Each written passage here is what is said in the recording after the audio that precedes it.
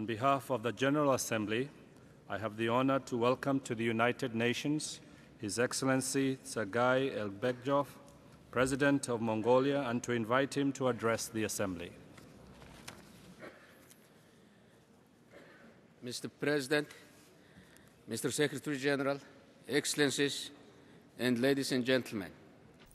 Ноён ерөнхийлөгчөө, ноён ерөнхий нарийн бичгийн дарга, хүндэтгэл төр засгийн тэргүүн эрхэмсэг хадагтай ноёдоо. Нэгдсэн үндэсний байгууллага хэмээх энэхүү чухал байгууллагын гишүүн болсныхоо 50 жилийн хойг Монгол улс өнгөрсөн жил тэмдэглэсэн билээ. Эрх чөлөөтэй Монгол түмний сонголтоор төрийн тэргүүнээр сонгогдсон Монгол малчны хүү миний бие улс оронд маань нээлттэй чөлөөт нийгмийг бүтээн байгуулах их үйлс хэрхэн өрнөж байгаа талаар та бүхэнд илтгэн танилцуулахдаа баяртай байна. Эдүгээс 20 гаруй жилийн өмнө Монгол улс салаа замын улзуур дээр ирсэн юм. Бид түүхэн баялаг хөрсөндөө арч үлийн далбааг Батбэх суурилуулсан билээ. Бид 1989 оны жихүүн өвөл, 1990 оны цагаан морин жилийн хавар хэдэн 10 жилийн турш ард түмнийг өөрсдийнх зүй ёсны сонголтоор бус удирдах ирсэн засгийг халж чадсан. Ийхүү иргэн эрх хэрэгчлөө сэргэн тогтсон. Бид хувьцгалаа ганц ч цон хагалалгүй, тусал цус чурсгалгүй хийж чадсан. Ноён ерөнхийлөгчөө. Эдүгээ 20 гаруй жилийн дараа Монгол улс иргэдэн засагласан тогтвортой төртэй улс болон хөгжиж байна. Бид арч үлийн төлөөх Азийн түншлэлийг санаачилж, арчилсан орнуудын хамтын нийгэмлэгийг тэргүүлж байна. Эрх чөлөөний төлөөх дэлхийд дахины энэхүү хөдөлгөөнийг бид бахархалтайгаар удирдах явна. Ил тод байдал хариуцлага хуулийн засаглалыг бид тууштай баримтлаж ирсэн.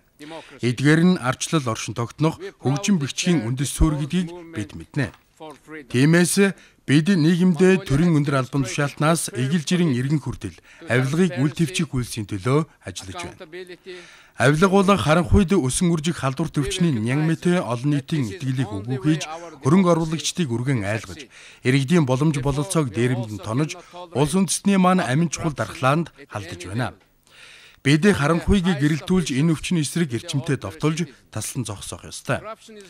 Чөлөөтэй шударга сонгуул явуулж нэг хүчнээс нөгөө хүчинд эрх мэдлийг 50 замаар шилжүүлж ирсэн туршлага маань дэлхийн бусад арчилсан орнуудад үлгэр дуурайл болж болох юм гэж би боддгийг. Монгол улс иргэний оролцоотой шууд арчилан өд замнаж байна. Бид төрд бус харин ард иргэддээ илүү эрх мэдэл олгохыг эрхэмлэнэ.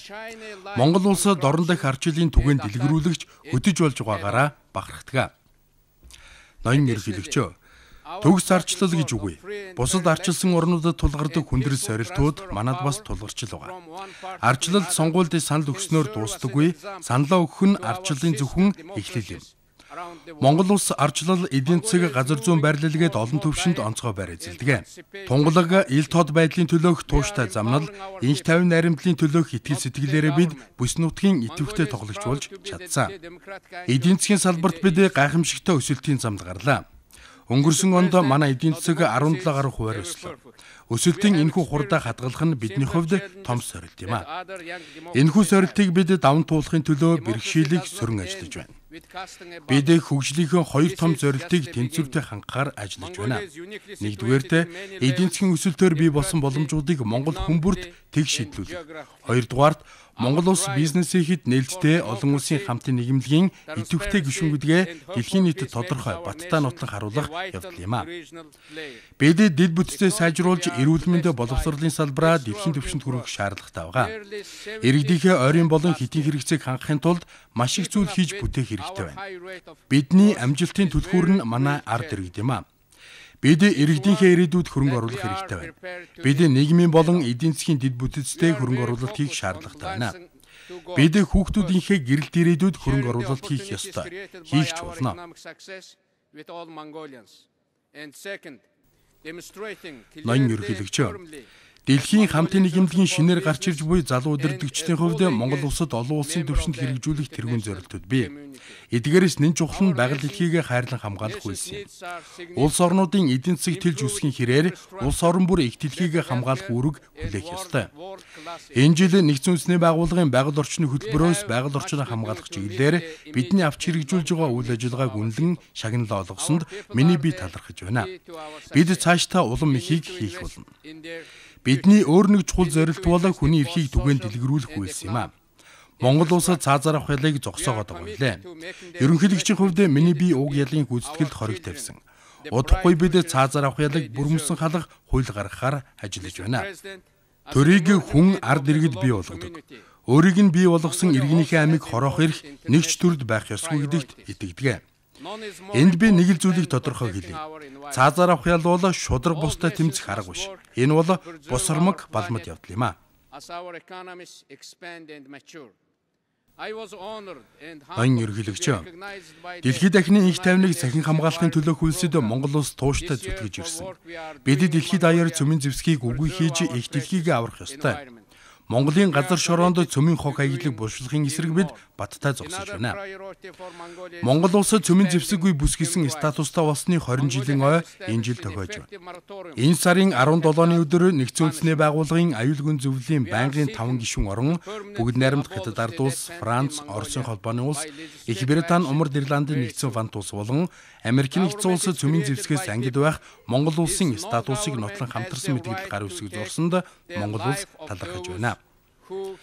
Монгол улсын санаачлан удирдах байгаа Монгол улс ба цөмийн зэвсгээс ангид бүс яриа хэлээцээ амжилттай урагшилж байна. 2015 онд бид энэ чиглэлээр илүүтэй ахис дэвшилт хүргэх томоохон арга хэмжээ зохион байгуулахаар төлөвлөж байгаагаа та бүхэнд дуулгахад таатай байна.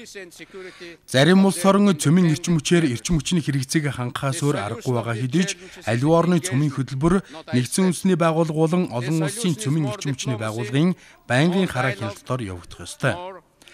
Аливаа орны цөмийн эрчим хүчний станц барьж байгуулах төсөл хөтөлбөр нь тэдний хөрш зэрэглэлд тусгаар улсуудын инх тайван аюулгүй байдалд аюул эрсдэл учруулах ёсгүй.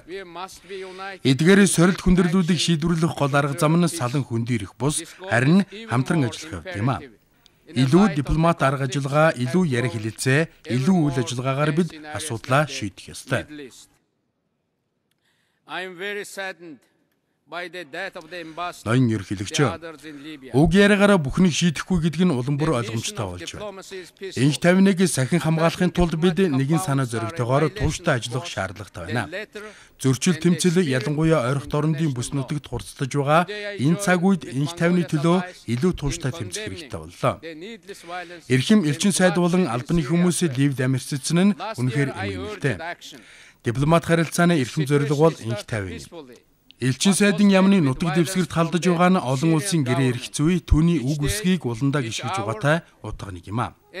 Сэр улсад өрнөж байгаа утга учиргүй хүчирхийлэл, цус асгаруулсан тулааны эсрэг эвсэлд Монгол улс нэгцнэгч би дахин илэрхийлмээр байна.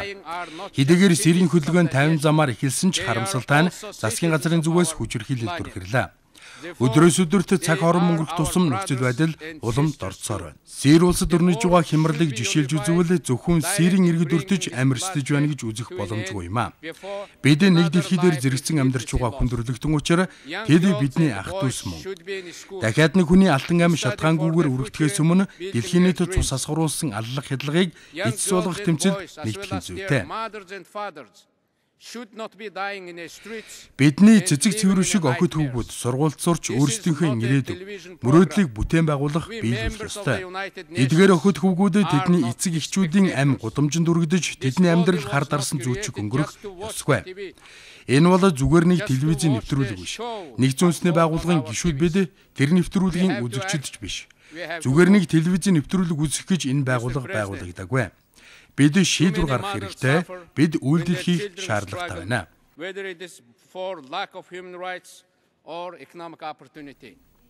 Ноён ерөнхийлөгч, хүний эрх зөрчигдсөн эсвэл эдийн засгийн боломж муу байгаагаас ер нь ямар шалтгаанаас гэдэг нь хамаагүй. Үр хүүхдээ дайн тулаан тэмцэлд явуулсан олон ихэн сэтгэл шаналж байна. Их хүн үр хүүхдээ эрх чөлөөтэй байгаасаа, ажилтай байгаасаа, сайн сайхан амьдраасаа л гэж боддог. Миний 92 настай ээж маань намайг хүмүүрт хүндэтгэлтэй ганд. Тэр дундаа эмэгтэйчүүд, хүүхдүүд, ахмад хүмүүст илүү хүндэтгэлтэй ханд. Тэдний төлөө ажил хийгэж өдөр бүр загтдаг. Өрх гэрийн өмг түшиг, улс үндэстний сурвалж язгуур нь эмэгтэйчүүд байдаг. Тэд их дэлхийд амьдралыг бэлгэлдэг. Тэд нэлхүүрийнхээ уйлахтуг мэдэрдэг. Хөгшин настай ядарсан, өвдсөн зовсон болгоныгоо асрамж халамж хинт хэрэгтэйг мэдрэх зөмбөлөг тэдэндээ. Бидний ээжүүд, эгч дүү нар, охтууд маань бусдыг асран халамжлах нэгүсэл нандин сэтгэлээрээ ялгардаг. Бид улам олон удирдагч эмэгтэйчүүдтэй болох хэрэгтэй. Эмэгтэйчүүд аливааг цогцоор харах хандлагатай байдаг.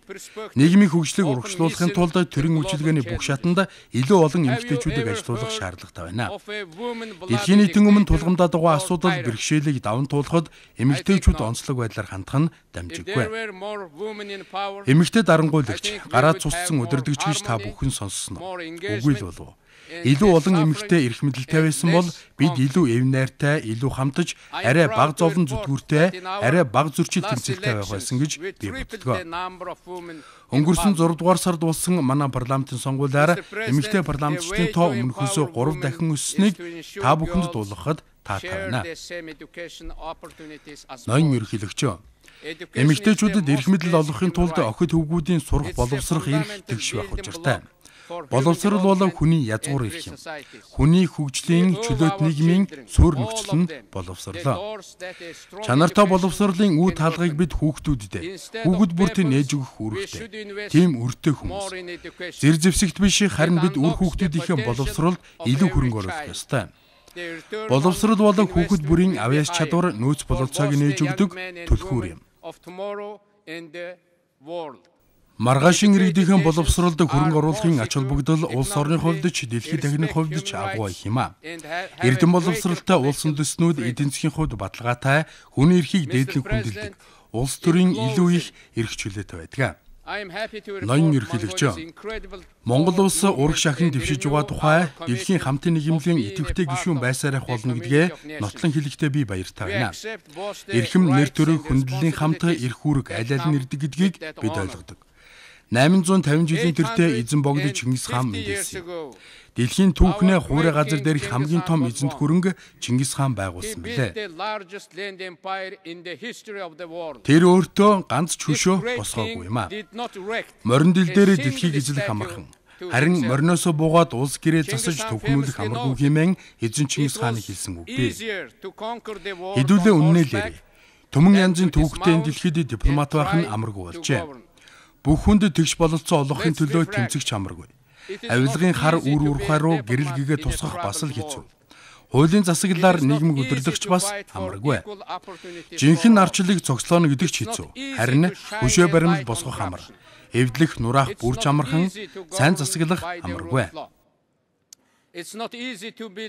Бид бүгд мориноосоо бууж засаглах хэрэгтэй болоод байна. Засаглахдаа бүр сайн засаглах хэрэгтэй байна. Ингэж байж л бид хүүхэд бүр нь айх аюулгүй байх тийм л нийгмийг байгуулж байна. Гэр бүл нь илүү найрсаг, чадвартай, аз жаргалтай байх тийм нийгэм, үндэстэн болгон өсөн дэвжих тийм л дэлхийг бид байгуулах учиртай. Жинхэнэ манлайлагчид, жинхэнэ удирдагчид ийм л түүх бүтээж, ийм л дэлхийг ардаа үлдэх ёстой. Тэд хөшөө дурсгал бус хүндээ хөрөнгө оруулалт хийдэг. Иргэнийхээ сайн сайхан эрх чөлөөт амьдралд хөрөнгө оруулалт хийдэг. Ноён ерөнхийлөгч, ноён ерөнхий нарийн бичгийн дарга, эрхэм төр засгийн тэргүүн манлайлагчтай, хадагтай ноёдоо. Та бүгд талархъя, хамтдаа шинэ боломжуудыг нээж, хамтдаа урагшуулъя. I thank you very much. Let's build opportunities for all together.